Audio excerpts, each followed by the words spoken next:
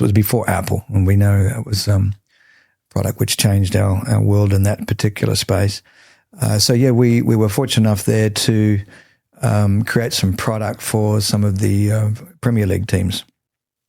And we would animate some of their players doing some celebratory moves, and they would be placed onto the phones, and the kids would download them and pay for them, through that model. So it was hugely successful. All back in the day was these flip phones, as you probably remember. I do. They had a little animated wallpaper on the front, and you could download this little cool thing. And so that was actually a very exciting business, and we started to move into some other spaces within that with music and other things, and it was looking tremendous. And through that, we also got some great connections with a lot of the Premier League clubs. In fact, we're doing all of the teams, and we were getting into some other stuff in the US and things. And unfortunately, there's a couple of aspects to that business model which were giving us some grief, and one was digital security. We couldn't stop the kids, once they downloaded, to send it to all their mates. Back in the day, there was no such thing as great digital security and all of the Apple platforms, etc.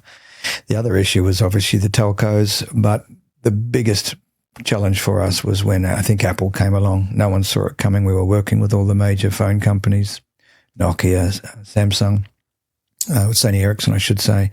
And the smartphone came along and really obliterated the world. So again, another little sort of a pivot to, what was taking me in a creative space. And look, we learned a lot, and it was an exciting world, but and it's still trickling along today. But I then started to switch my efforts back into the brush, I suppose, and I was always still painting and drawing and sketching various different things, but I came back into painting with the brush, and started to get into some sort of little bit of street art and a bit more, I suppose, gritty styles.